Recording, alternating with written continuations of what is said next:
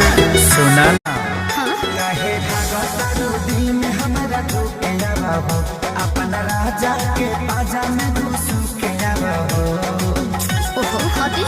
मामा करो जमी मोर दीदी आज करता होरी आज करता और दिल हमरा दिलवा को राज करता राजा पायल उतार दो आवाज करता राजा पायल उतार दो आवाज करता ना सुना ना हाँ काहे भागतारू दिल में हमरा धोके आवा